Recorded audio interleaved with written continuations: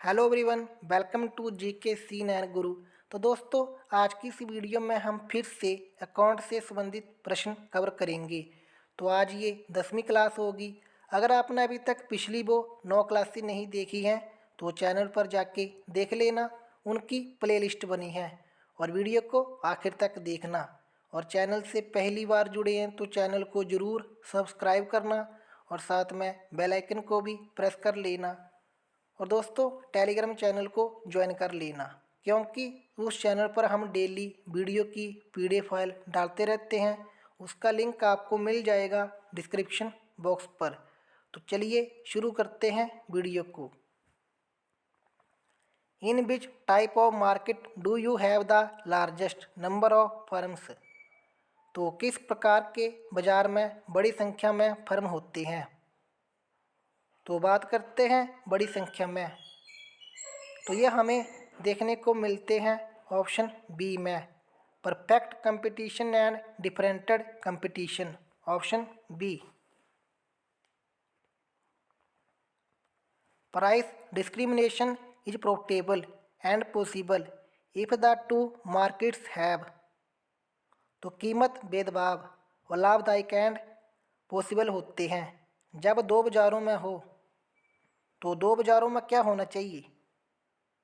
तो आपके सामने 4 ऑप्शन दिए गए हैं, तो इनमें से सही होगा option B, different electricity of demand. Question number 35।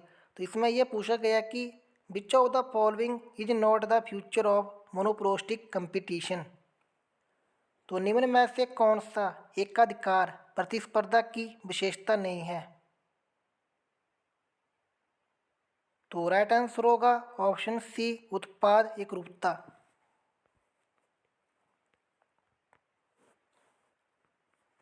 A normal profit. तो बात करते हैं सामान्य लाभ की, तो ये क्या होता है। तो सामान्य लाभ has to be above economic cost in order to encourage output. उत्पादन को प्रोत्साहित करने के लिए आर्थिक लागत से ऊपर होना चाहिए। तो ऑप्शन बी होगा।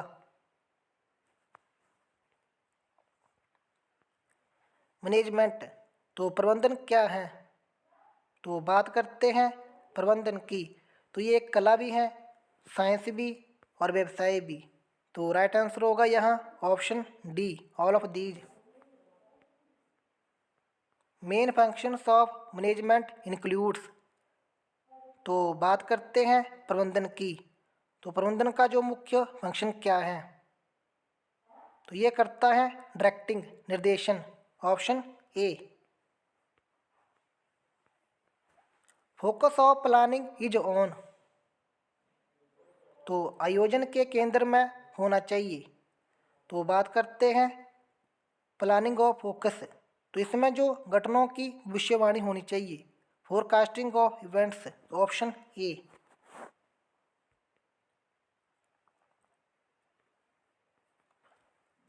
विच of the following statement best expresses the basic idea behind the marketing concept. तो बात करते हैं मार्केटिंग कंसेप्ट की, तो इसके जो पीछे मूलभूत विचार को दर्शाता है।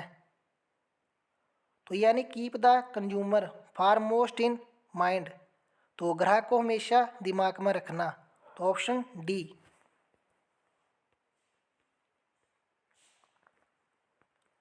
चलिए क्वेश्चन नंबर 41 पर, तो goods purchased by individual for their on personal use rather than for business या इंडस्ट्रियल यूज इज कॉल्ड। तो जब कोई व्यक्ति यानी अपने पर्सनल यूज के लिए कोई चीज़ परचेज करता है, व्यवसाय तथा औद्योगिक उपयोग के बजाय उनको छोड़कर, तो वो कहलाती हैं consumer goods. Option C.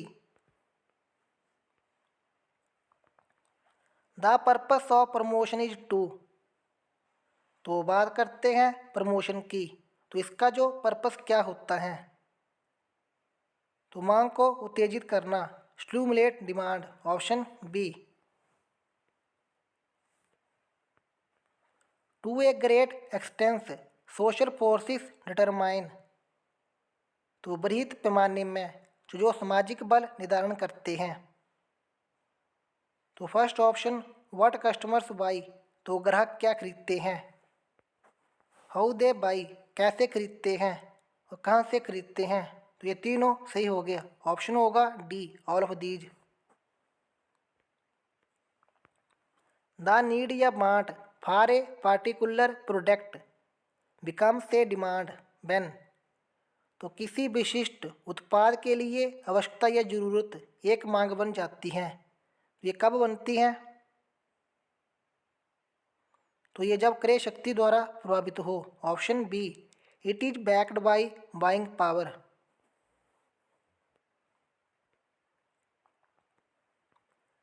Which of the following is not one of the three primary considerations in how demand pricing decision, तो कीमत निर्धारण को मांग किस प्रकार प्रभावित करती है। इनमें से एक तीन प्राथमिक विचारों में से नहीं। तो यहाँ पर आपको चार ऑप्शन दिए गए हैं, इनमें से एक नहीं होगा जिनको यानी कीमत निर्धारण यानी प्रभावित नहीं करती मांग को। तो रेट ऑफ रिटर्न हो गया, प्राइस, इलेक्ट्रिसिटी, साइकोलॉजिकल फैक्टर्स, तो ये तीनों को प्रभावित करती हैं लेकिन डेमोग्राफिक फैक्टर्स को नहीं, ऑप्शन ए।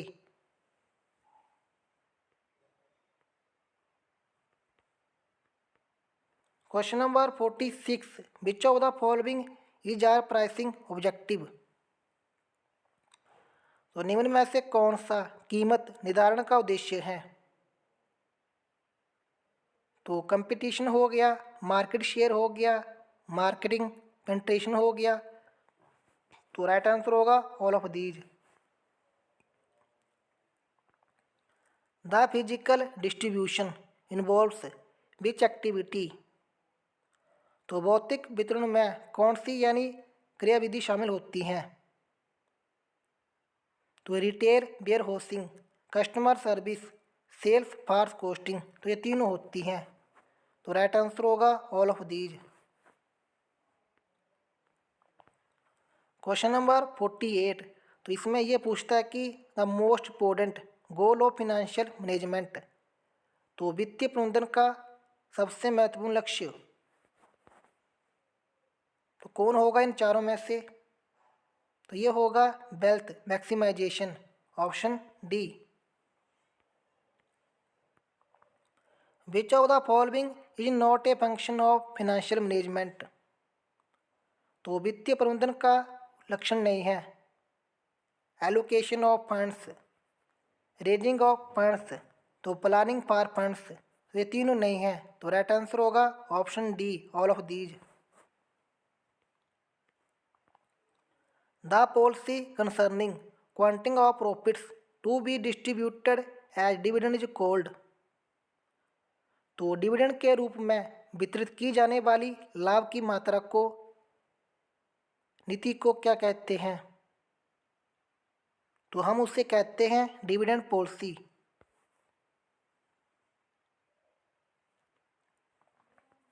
तो चलिए क्वेश्चन नंबर 51 पर, where true value of a stock is less than its book value it is called, तो जब किसी स्टॉक का उचित मूल्य उसके वस्तु मूल्य से कम हो, पुस्तक मूल्य से, तो हम उसे क्या कहते हैं। तो स्टॉक वोटरिंग। इन्वेस्टमेंट डिसीजन इंक्लूड, तो निवेश निर्णय में क्या शामिल होता है।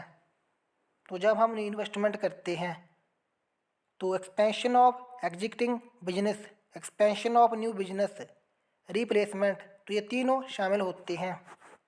तो राइट आंसर होगा option D all of these. Which of the following limitations of profit maximisation objective,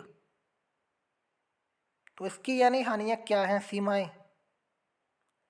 तो financial management ignores the value of money, तो ये भी इसकी सीमा है। Financial management overlooks quality aspect of profit from future activity, तो ये भी है इसकी। Ignores social responsibility of business, तो ये भी। तो राइट आंसर होगा यहाँ option D, all of these. Question number 54, which of the following statement is incorrect. तो इनमें से कौन सी गलत है। तो पहली पर चलते हैं, finance function is part of the functions of the accountant. तो वित्तीय कार्य लेखाकार के कार्य का हिस्सा है, तो ये तो बिल्कुल सही है। Finance function is concern with the procurement of funds and not with their utilisation. तो वित्तीय कार्य का संबंध निधि के प्रबंधन से है, ना कि उसके उपयोग से। तो ये स्टेटमेंट गलत होगी, ऑप्शन बी। तो इसका जो राइट आंसर होगा यहाँ option B.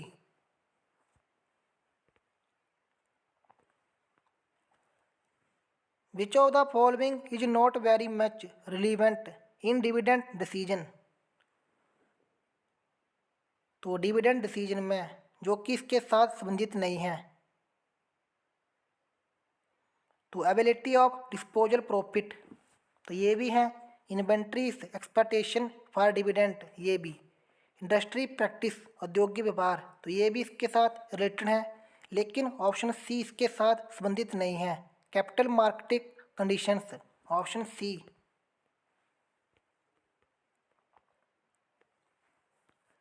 Which of the following methods does not consider the profitability of the whole life of the project. तो निम्न में से कौन सी एक विधि प्रोजेक्ट की संपूर्ण जीवन की लाभदायकता के लिए नहीं जानी जाती। तो internal rate of return method, no present value method, present value index method, तो ये तीनों जानी जाती हैं, लेकिन first option pay back period method ये नहीं जानी जाती। तो राइट आंसर होगा यहाँ option A. Which is most popular technique of working capital forecast. तो कार्यशील पूंजी भविष्यवाणी की सबसे फेमस तकनीक कौन सी है। तो मोस्ट पॉपुलर, तो cash forecasting method, registered profit and loss method, तो ये दोनों हैं। तो राइट आंसर होगा यहाँ ऑप्शन सी। तो चलिए क्वेश्चन नंबर 58 पर, द वर्किंग कैपिटल रेशो। तो बात करते हैं वर्किंग कैपिटल रेशो की, कार्यशील पूंजी की। तो इसका अनुपात क्या होता है। तो राइट आंसर होगा option D, current assets divide current liability.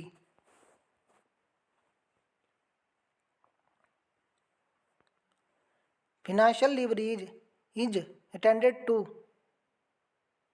तो वित्तीय लीवरेज यानी क्या करता है। तो आपके सामने 4 ऑप्शन दिए गए हैं। तो 59 का जो सही आंसर होगा option B, increase return on capital employed.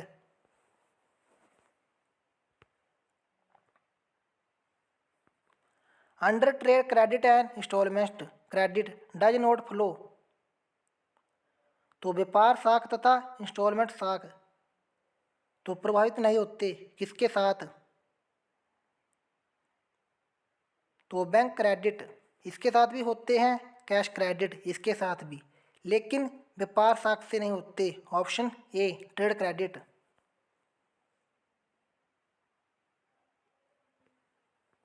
Every business undertaking requires funds for. तो प्रत्येक व्यवसाय संस्था के लिए फंड की जरूरत होती है। तो पहले ऑप्शन में दिया गया कि इन्वेस्टमेंट इन फिक्स एसेट्स, स्थायी संपत्तियों में निवेश के लिए, इन्वेस्टमेंट इन करंट एसेट्स। तो इसका जो राइट आंसर होगा ऑप्शन सी। तो दोस्तों ये थी आज की वीडियो। आशा करता हूँ आपको आज की वीडियो पसंद आई होगी। अगर वीडियो आपको पसंद आई तो वीडियो को लाइक करना और शेयर करना और चैनल को ज़रूर सब्सक्राइब करना और दूसरों से भी करवाना। मिलते हैं किसी और वीडियो में, तब तक के लिए जय हिंद, जय हिमाचल।